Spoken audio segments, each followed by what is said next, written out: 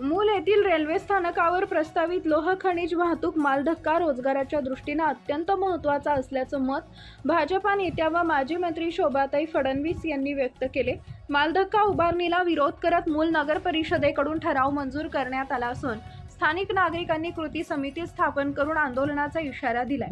दरम्यान सुरजागड परिसरातून निघणारे लोह खनिज देशातील विविध भागात पाठवण्यासाठी मूल हे सर्वात जवळचे रेल्वे स्थानक असल्याचं त्यांनी सांगितले।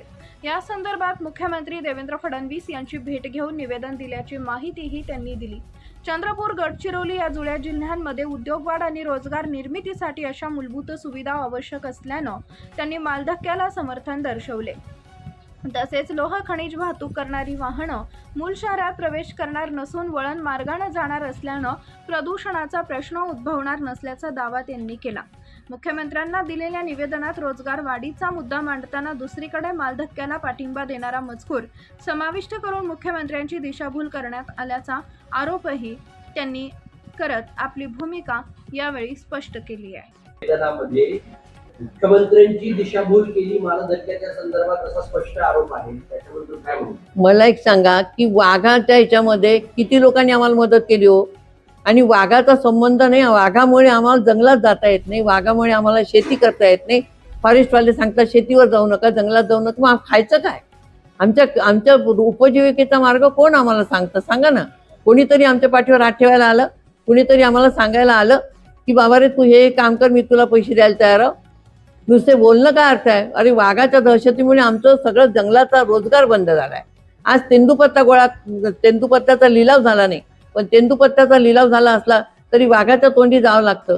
त्याच्यापेक्षा आम्हाला रोजगार जर मिळाला तर आम्हाला वाघाशी संबंध येणार नाही, जंगलाशी संबंध येणार नाही, शेतीशी संबंध येणार नाही, आणि आम्हाला खऱ्या अर्थाने रोजगार मिळतील, हा त्याचा उद्देश आहे। मालधक्क्यामुळे मूल जे हिरवगार आहे ते प्रदूषित होईल, कारण चंद्रपूर जिल्ह्याच्या अनेक ठिकाणी ज्या ठिकाणी मालधक्के आहेत तिथे असेच अनुभव आहेत, मूल प्रदूषित होणार नाही।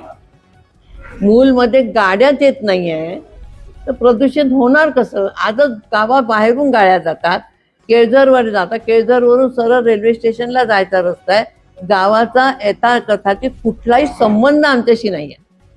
गाड्याचा, मालधक्क्याचा आणि गावाचा कुठेच संबंध नाहीये।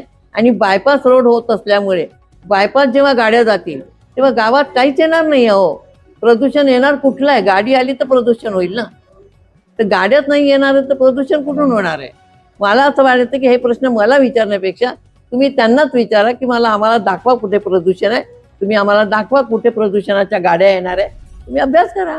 ताई, आपण दीर्घकाळ लोकप्रतिनिधी होता, निवृत्त झाल्यानंतर सुद्धा अजूनही मी सगळ्यांची कामं करते। लोक मला म्हणतात असं ते आराम कार्य करत, पण आराम करणं मला जीवनच्या सातापर्यंत मी ते करत राहणार, कारण शेवटी त्यांचाही कोणीतरी साथीदार असावा, त्यांचाही आवाज वरपर्यंत चर्चेचे विषय झाले।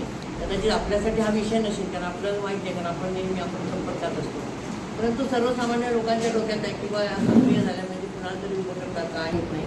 मला जेव्हा वाटतं की बा हा विषय तुमच्यापर्यंत पोहोचावा, तुमच्यापर्यंत तुम्ही आम जनतेपर्यंत पोहोचावा, त्यावेळेलाच मी पत्रकार परिषद घेते। नाही तर अशी कितीतरी कामं आहेत मी करते की ते तुम्हाला देण्यासाठी दूर असते ना, आणि कदाचित माझ्यात ना दोषी असेल, परंतु मी जे स्वीकारलेलं आहे ते स्वीकारलेलं काम मी आयुष्यभर करणार आहे। आणि त्याला हार दिवस राहिले असं माझं काय असं मला वाटतं, कारण की जेव्हा असं वाटतं की बा आज या ठिकाणी अशी परिस्थिती आहे की यांना जर काही काम नाही दिलं तर हे लोक कसे जगतील, हा एक महत्त्वाचा विषय आमच्या डोळ्यासमोर आहे।